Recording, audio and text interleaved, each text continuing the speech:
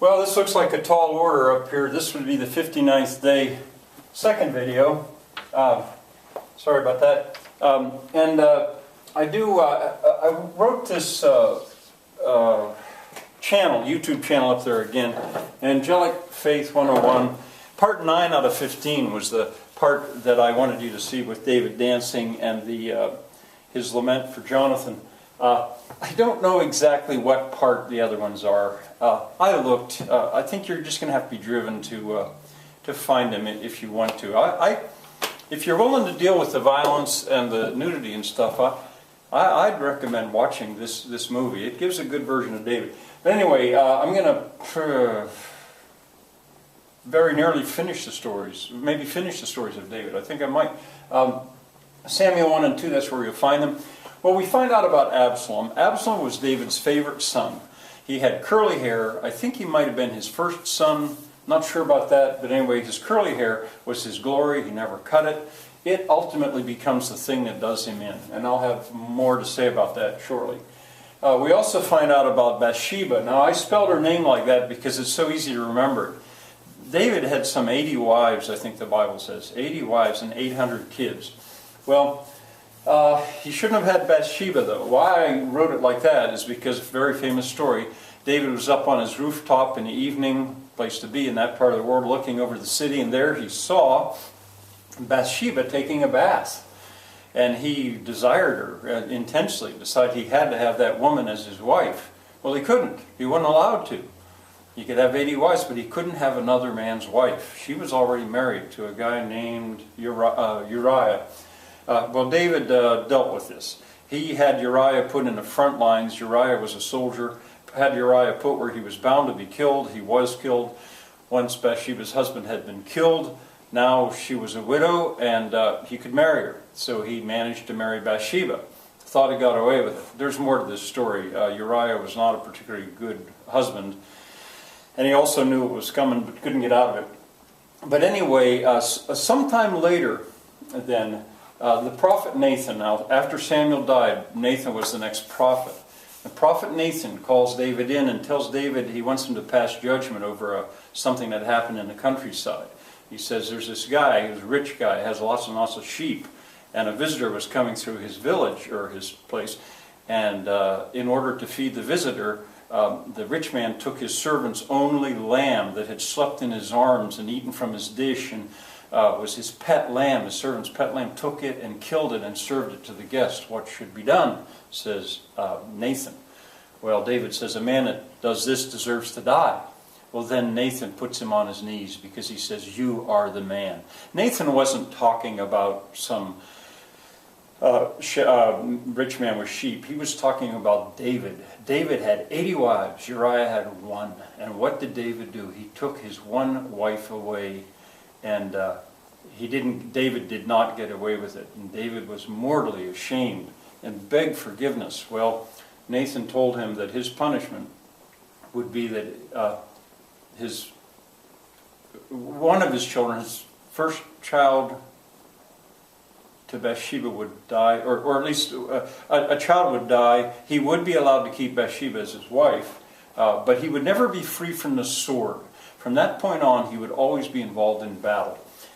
And he wouldn't be able to build a temple that he so much wanted to build because he was too busy fighting battles.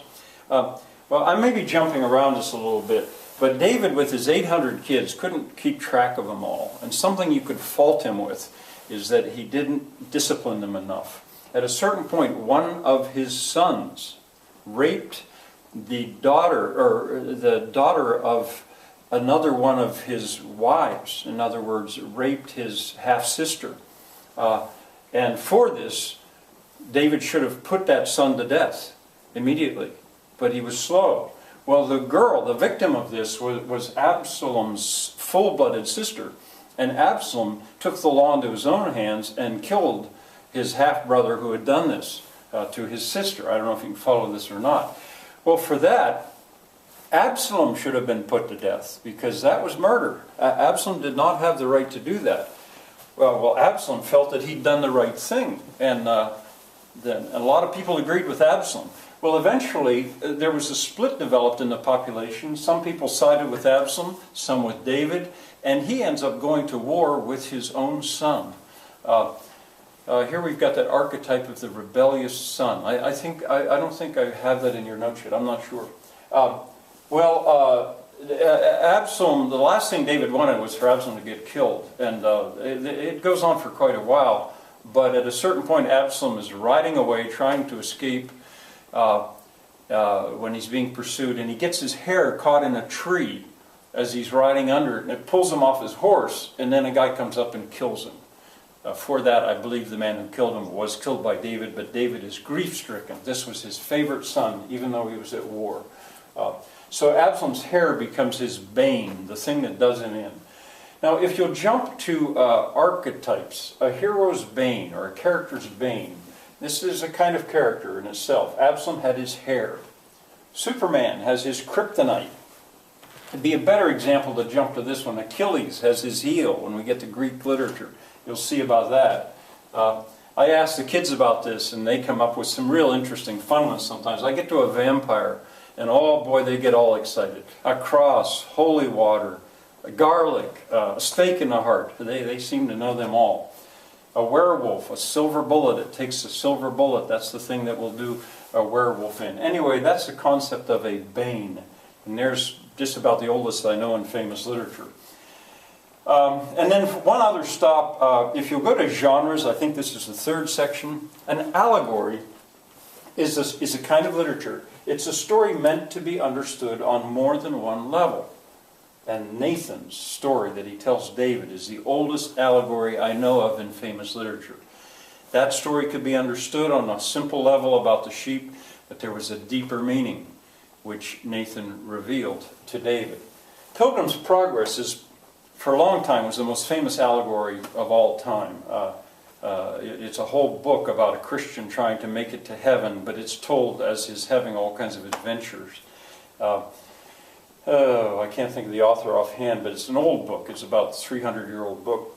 The Lion, the Witch, and the Wardrobe is a newer book, and many children have read it, and some of them don't actually realize that it's an allegory, but it is an allegory as well.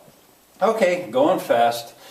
That's the way it's going to be still today, and maybe tomorrow. I don't know. But after that, I can kick back a little bit. I hope you look at these at these videos. It would be much more entertaining than just watching me teach.